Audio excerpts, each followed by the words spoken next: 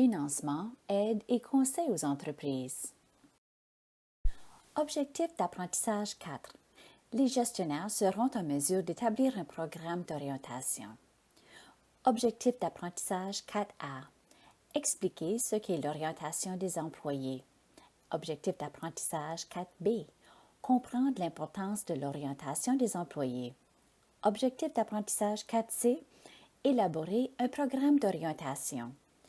Objectif d'apprentissage 4D. Effectuer les tâches nécessaires en prévision de l'orientation des employés.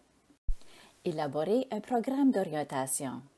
Dans cette section, nous verrons pourquoi on confond souvent orientation et intégration, pourquoi la première impression est si importante, pourquoi il est crucial d'aborder les règles de sécurité et de gouvernance dès la première journée et comment donner une excellente première impression aux nouveaux employés.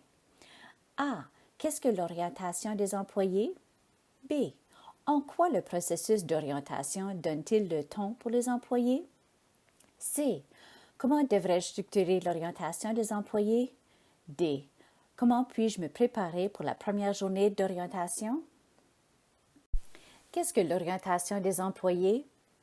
Orienter un employé, c'est l'aider à se familiariser avec son nouveau lieu ou son nouvel espace de travail, une nouvelle formation ou un nouvel événement ou processus. Il s'agit de lui fournir les informations de base qui lui permettront de bien comprendre l'environnement dans lequel il travaillera. Là où les premières journées dans le nouveau lieu de travail devraient être consacrées à l'orientation de l'employé, familiariser-le avec son environnement, ses collègues et ses fonctions. Vous pourriez, par exemple, lui fournir une carte du campus, lui faire visiter le bureau ou lui présenter les autres membres de sa nouvelle équipe. Vous pourriez également lui donner ses authentifiants de connexion au réseau informatique. En quoi le processus d'orientation donne-t-il le ton pour les employés? Les premières impressions sont là pour rester. Les employés peuvent garder le souvenir d'une première journée organisée avec soin ou improvisée et sans aucun plan pour lui présenter le lieu de travail et l'équipe. Votre façon de structurer le programme d'orientation, votre approche et l'importance que vous y accordez façonneront l'attitude de la recrue envers votre entreprise et influenceront sa perception de votre culture organisationnelle. Si vous renvoyez à vos employés l'image d'un employeur négligent, pressé, relâché ou indifférent, alors c'est l'attitude que vos employés prendront au sein de votre entreprise. À l'inverse, une orientation bien ficelée peut établir le ton immédiatement, laissant entendre aux nouveaux employés que vous valorisez la sécurité au travail, la confidentialité, l'amélioration continue ou tout ce qui est pour vous un élément moteur de votre entreprise et de son succès. Les employés retiendront les choses tenues comme suffisamment importantes pour qu'elles soient au menu de leur première journée de travail. Par ailleurs, ils se sentiront importants et appréciés si vous prenez le temps de faciliter leur intégration dans votre entreprise. L'orientation peut aussi être un premier pas dans la consolidation d'une équipe grâce à cette importance que vous accorderez à l'intégration du nouveau membre. Comment devrais-je structurer l'orientation des employés? Il y a autant de formules d'orientation que de types d'entreprise. Elles varient même selon l'employé concerné. Utilisez la liste de vérification pour l'orientation fournie dans ce cours comme document de référence que vous pourrez adapter pour créer votre propre programme d'orientation. D'abord, ouvrez le dossier personnel de l'employé et versez son contrat d'emploi et les autres documents liés à son embauche. Vous pouvez également y inclure les documents initiaux comme le formulaire d'entrevue avec l'employé et le plan de formation pour vous rappeler de les remplir ainsi que d'autres informations selon le poste de la personne, renseignements bancaires pour la paie, permis et attestation de compétences. D'autres renseignements, souvent négligés, qu'il est bon d'avoir à portée de main sont les coordonnées de proches et le protocole de notification, surtout si vous êtes dans un milieu où le risque de blessure est élevé. Pour planifier le volet physique de votre programme d'orientation, commencez par visualiser une journée type dans votre entreprise. Y a-t-il des particularités à connaître concernant l'accès au lieu de travail? Qu'en est-il du stationnement et de quoi a-t-on besoin pour accéder au bâtiment? Tenez-vous une réunion sur la sécurité tous les matins? Le café se trouve-t-il dans la salle des employés? Est-il fourni par l'entreprise ou est-ce que les employés donnent une contribution mensuelle? Quelles sont les heures de pause et de dîner? Quand la journée de travail se termine-t-elle? Par ailleurs, il est pratique d'avoir un guide auquel l'employé pourra se référer et que vous aussi pourrez passer en revue pour vous rappeler les sujets à aborder durant l'orientation. Si vous en avez un, c'est le moment de le fournir à l'employé. Il est très important de présenter les règles de sécurité à la première journée d'orientation. Vous pourriez parler des protocoles d'évacuation en cas d'incendie, des clés ou cartes clés et de l'accès à l'édifice, de la sécurité en lien avec les mots de passe et la technologie, de l'équipement et des protocoles.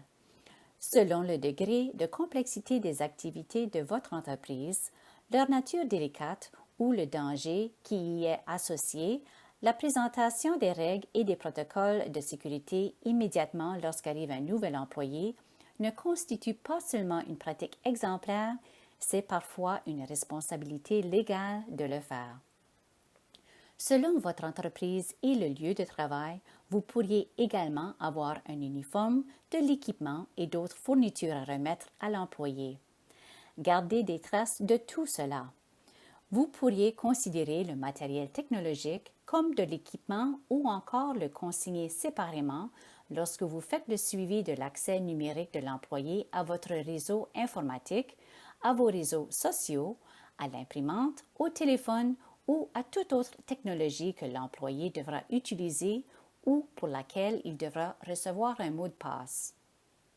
Une bonne approche consiste à affecter à la recrue un mentor, quelqu'un chargé de lui faire visiter les lieux lors de sa première journée et qui pourra répondre à ses questions durant le processus d'intégration. Pour ce faire, vous pouvez réaliser une entrevue initiale dès la première journée ou bien la mener plus tard dans le processus d'orientation, ce qui permettra à l'employé de s'acclimater et de se faire une première impression. Vous serez ainsi en mesure de répondre aux questions que pourrait se poser la recrue. Enfin, il est important de savoir que l'orientation peut durer un avant-midi, une journée complète ou plusieurs jours. Peut-être aussi devrez-vous répéter le processus pour différents lieux de travail. Comment puis-je me préparer pour la première journée d'orientation? Voici comment vous préparer. A. D'abord, passez en revue votre liste de vérification pour l'orientation. C'est l'occasion de la mettre à jour et de vous rafraîchir la mémoire si vous n'avez pas accueilli de nouvel employé depuis longtemps. Même si vous ne montez pas le dossier de l'employé à ce moment, vous aurez au moins la tâche en tête. B. Ensuite, désignez un mentor ou un guide pour la recrue. Ce faisant, vous ajouterez une dimension humaine à l'orientation et l'employé pourra obtenir des réponses immédiates à ses questions. Ce sera la personne ressource pendant tout le processus d'orientation, ce qui vous assurera la tranquillité d'esprit à vous et votre nouvel employé. C. Communiquez avec le nouvel employé avant sa première journée. Assurez-vous qu'il sait comment se rendre au lieu de travail ou prenez les dispositions nécessaires pour qu'il puisse avoir accès au bâtiment. Montrez-lui que vous avez un plan pour l'accueillir et que rien n'a été négligé de ce côté. D. Dans le même ordre d'idée, informez-le par courriel de tout document qu'il devrait apporter à la première journée. Tous gagneront ainsi du temps précieux. E. Relisez votre plan d'intégration afin d'être prêt à expliquer en quoi consistera le processus dans son ensemble. Un changement d'emploi apporte son lot de stress et savoir comment se déroulera l'intégration peut réduire cette angoisse. Résumé. Dans cette section du cours d'intégration des CBDC, nous avons parlé de l'orientation d'un nouvel employé ou de sa familiarisation avec le nouveau lieu de travail. Nous avons vu comment le processus d'orientation se reflétera sur son attitude envers votre entreprise et influencera sa perception de votre culture organisationnelle.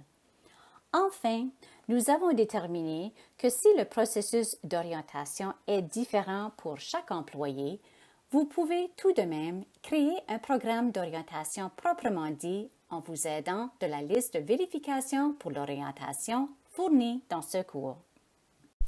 Financement, aide et conseils aux entreprises.